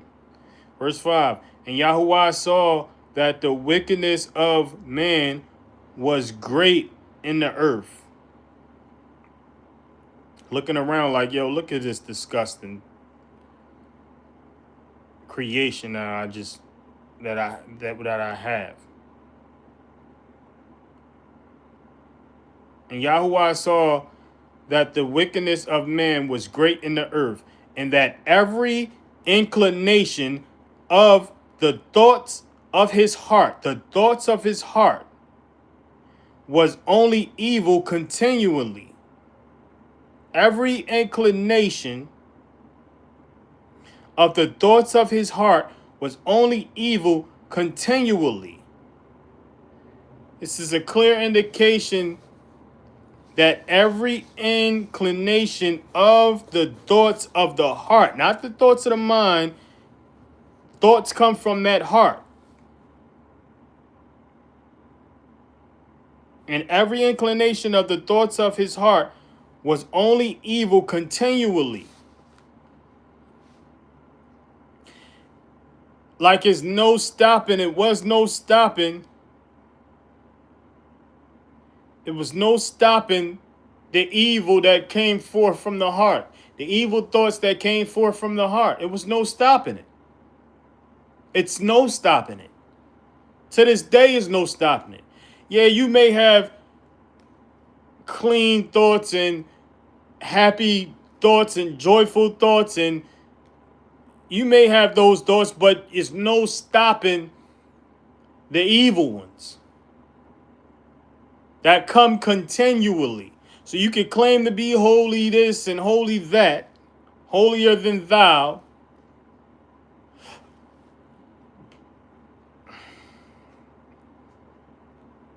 The Most High knows and is seen in his creation is creation of today is no different from his creation of old. His people, these people of today whose inclination, the people of old, his people of old, whose inclination of their thoughts, of their hearts, was only evil continually, are no different from the people of today. No different. You know, you're not holier. You're not nothing. Unless you're ruling over, all you can be is one who rule over himself, rule over his flesh. King, be a king over your own, king over self, sovereign over self, sovereign over your flesh.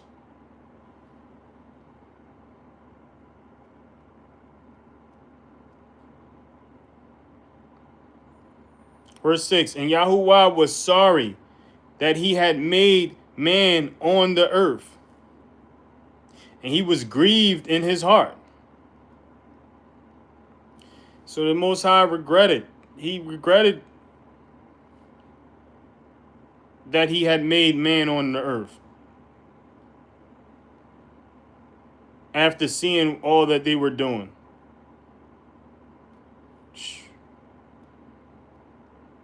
And he was grieved in his heart. Verse 7. So the Most High was grieved in his heart, and this is clearly his spiritual heart. I believe the Supreme Spirit's heart. Spiritual. Verse 7, and Yahuwah said, I am going to wipe off man whom I have created from the face of the ground, both man and beast, creeping creature and birds of the heavens, for I am sorry that I have made them. He was sorry that he made us, our ancient people. Verse 8, but Noah found favor in the eyes of Yahuwah. Noah found favor in the eyes of Yahuwah. Verse 9, this is the genealogy of Noah. Noah was a righteous man, meaning obedient man. That's how he found favor. It had to be. You can't find favor in the Most High without obedience. So anyone who claims to have a relationship with God, but they disregard his instructions, they disregard his supreme spiritual law and his supreme government, you can't possibly find favor from God. This is a genealogy of Noah. Noah was a righteous man, perfect in his generations. Noah walked with Elohim. So, not that Noah was one that did nothing wrong. He was just one out of many who did their best, obviously, to do what it is that the Most High instructed, to obey whatever it is the Most High, you know,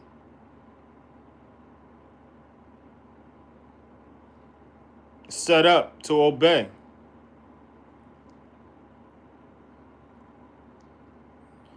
This is the genealogy of Noah. Noah was a righteous man, perfect in his generations. Noah walked with Elohim, walking with Yah. That means every destination is filtered by Yah. Every plan is filtered by Yah. That's walking with the Most High. That's what Enoch did, and this is what Noah did. Verse 10, and Noah brought forth 3 sons, Shem, Ham, Japheth.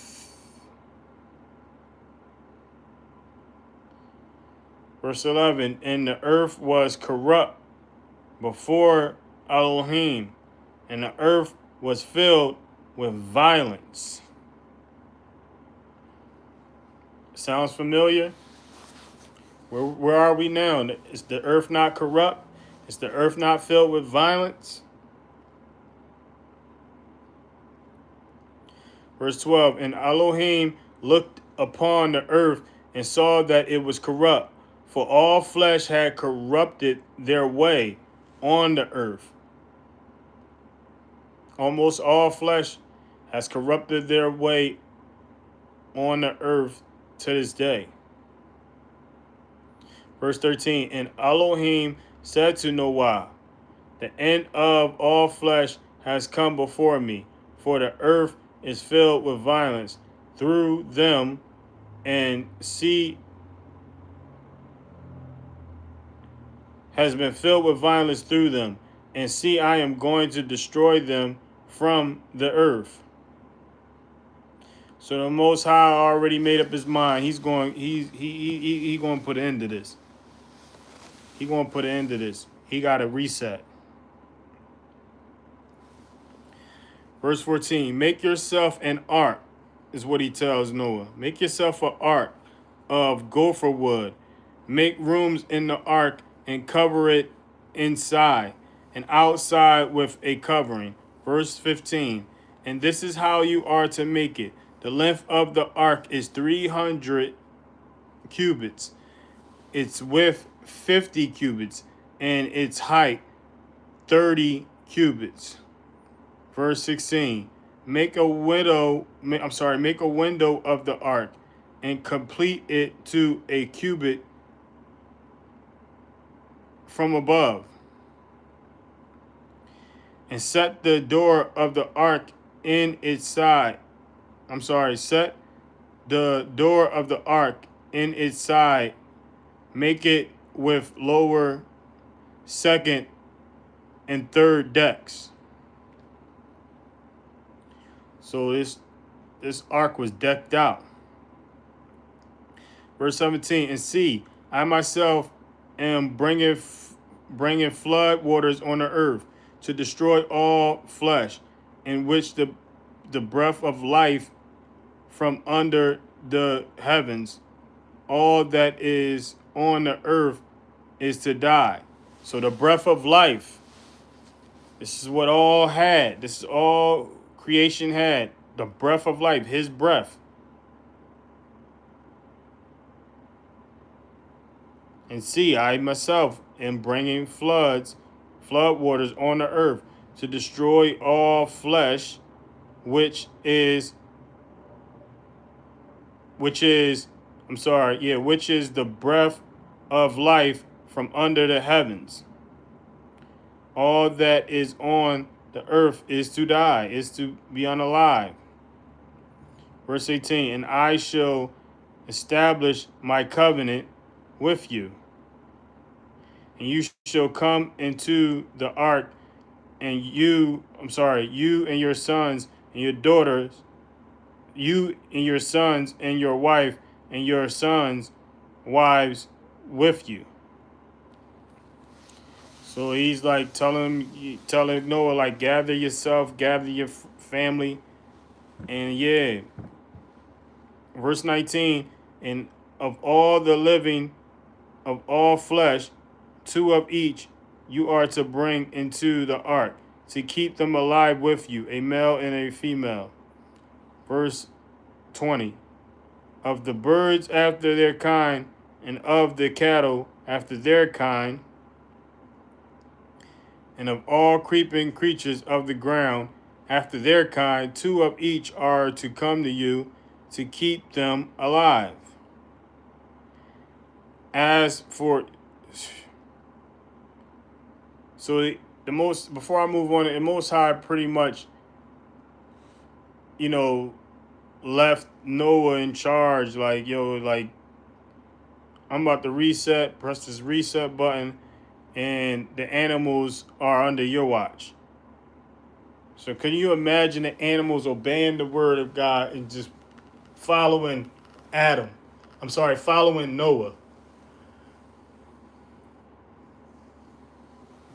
Following Noah into the ark.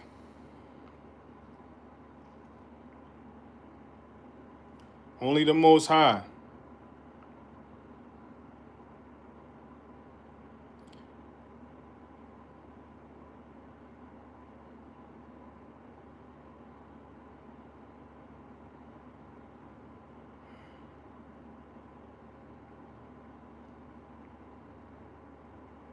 And I shall establish my covenant with you, and you shall come into the ark, and you and your sons and your wife and your sons' wives, and all of the living, of all flesh, 2 of each.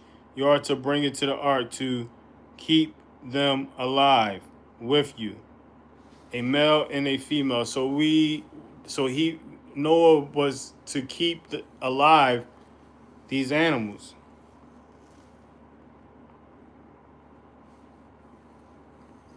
Male and female.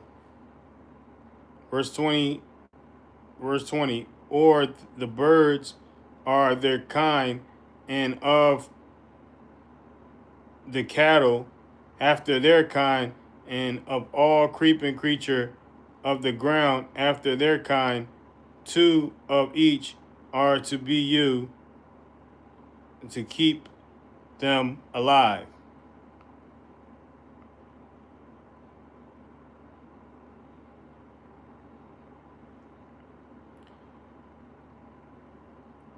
As for you, take of all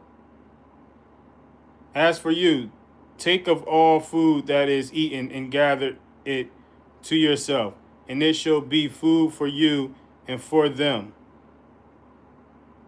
Verse 22, and Noah did according to all that Elohim commanded him, so he did. What this food was, he kind of gave an indication what that was, like in the earlier chapters. Obviously this was like fruit and vegetables at the time. And it may have came about later, that not later, but in these recent chapters, I remember it saying, these animals were clean to eat.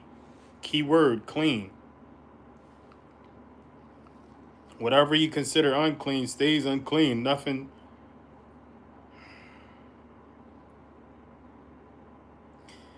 Verse 21, as for you, take of all food that is eaten and gather it to yourself, and it shall be a food for you and for them. Thorough. And Noah did according to all that Elohim commanded him. So he did. Chapter 7. Verse 1, and Yahuwah said to Noah, come into the ark, you and all your household, because I have seen that you are righteous before me in this generation, obedient before him in this generation. Verse 2, of all the clean beasts, take with you 7 pairs, a male and his female, and of the and of the beasts that are unclean, 2, a male and his female. and of birds of and of birds of the heavens, pairs male and female, to keep offspring alive on the face of all the earth. So that was obviously the Most High's intention was to have life of all forms go on. Verse 4, for after 7 more days I am sending rain on the earth 40 days and 40 nights, and shall wipe away from the face of the earth all that stand that I created. Let me read that again for you. For after 7 more days I am sending rain on the earth 40 days and 40 nights, and shall wipe from the face of the earth all that stand that I created.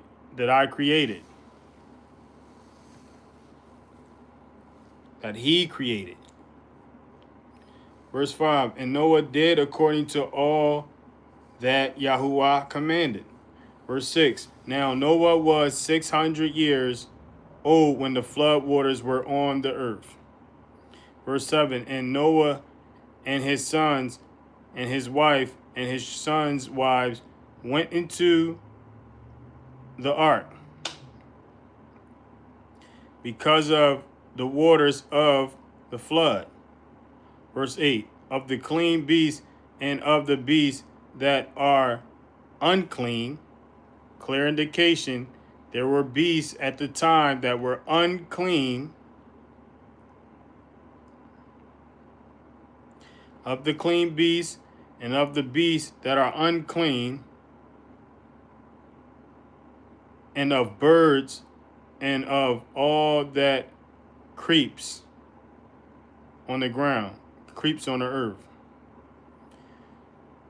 2 by 2 they went into the ark to Noah, male and female, as Elohim had commanded Noah. And it came to be after 7 days that the waters of the flood were on the earth. Verse 11. The 600th year of Noah's life, in the second new moon, the 17th day of the new moon. On that day, all foundations of the great deep were spoken up, and windows of heavens were opened. The windows of the heavens. We have never experienced that. Windows of the heavens is pretty much dumping on us, drowning us out. Verse 12, and the rain was on the earth 40 days and 40 nights. On that same day, Noah and Shem and Ham and Japheth, the son of Noah, and Noah's wife, and their 3 wives of the sons with them, went into the ark. And every life form after its kind, and every beast after its kind, and every creeping creature that creeps on the earth after its kind, and every bird after its kind, every bird of every sort. No different from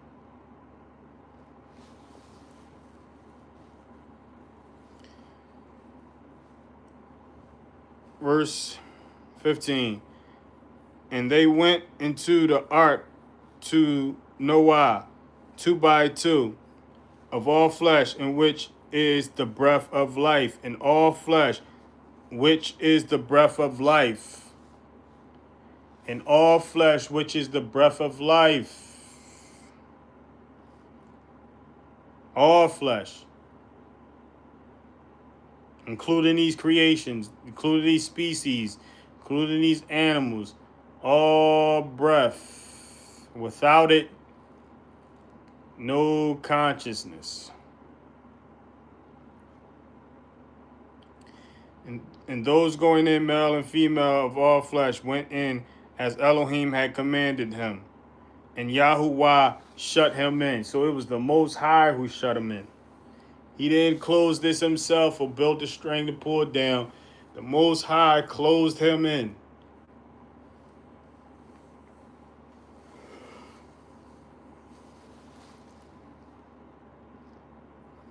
Verse 17. And the flood was on the earth 40 days, and the waters increased and lifted up the ark, and it rose high above the earth. And the waters were mighty and greatly increased on the earth, and the ark moved about on the earth surface of waters. And the waters were exceedingly mighty on the earth, and all the high mountains under all the heavens were covered. The waters became mighty 15 cubits upward, and the mountains were covered, and all flesh died, the creeping creature on the earth, birds and cattle and beasts, and every swarming creature that swarms on the earth, and all mankind. Verse 22 is another important one. All in whose nostrils was the breath of life. All in whose nostrils was the breath of the spirit of life.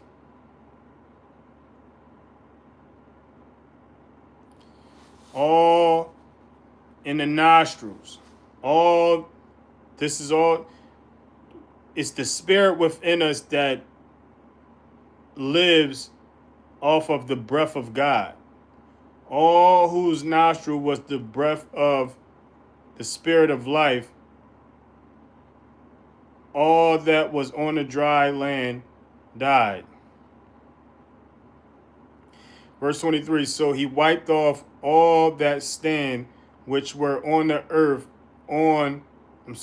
he wiped off all that stand which were on the earth, on the face of the ground, both man and beast, creeping creature and bird of the heavens, and they were wiped off from the earth, and only Noah was left, and those with him in the ark. And the waters were mighty, mighty one, and earth 150 days.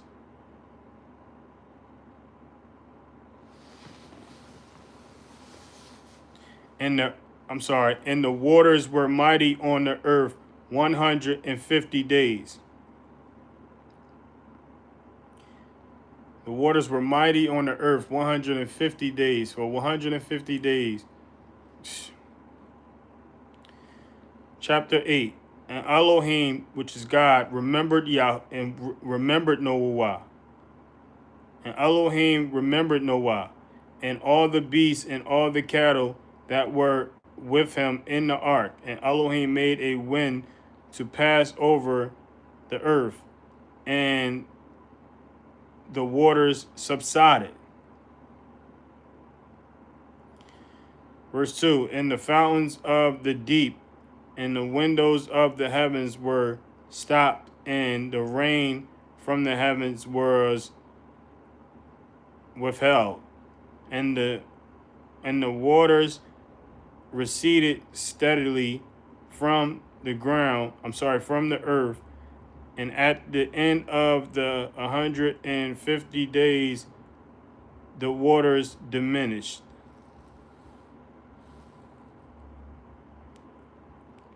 Verse 4, and in the seventh new moon, the 17th day of the new moon, the ark rested on the mountains of Ararat. Verse 5, and the waters decreased steadily until the strength, and the waters decreased steadily until the 10th new moon. In the 10th new moon, on the first day of the new moon, the tops of the mountains became visible. Verse 6, and it came to be at the end of the 40 days that Noah opened the window of the ark, which he had made. Verse 7, and he sent out raven, which he kept, going out and turning back until the waters had dried up from the earth.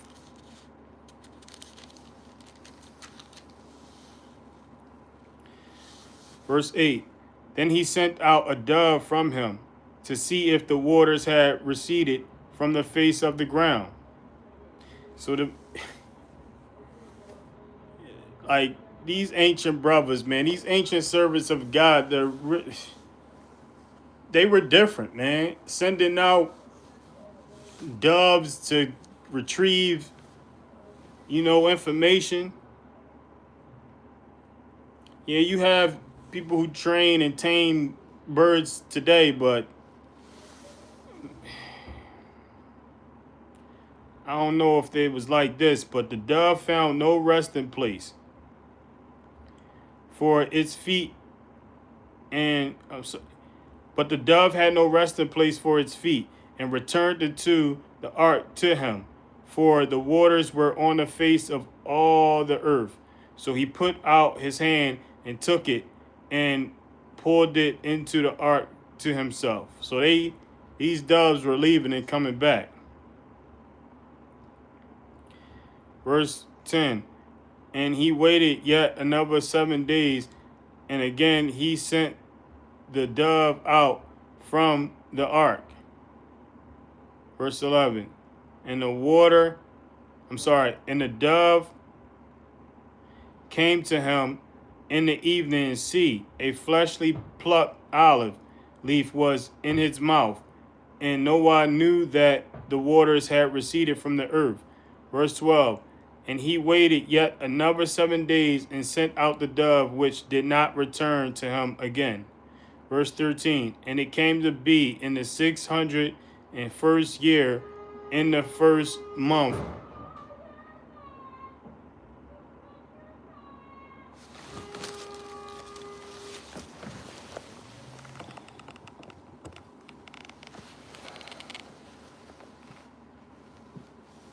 One second, y'all.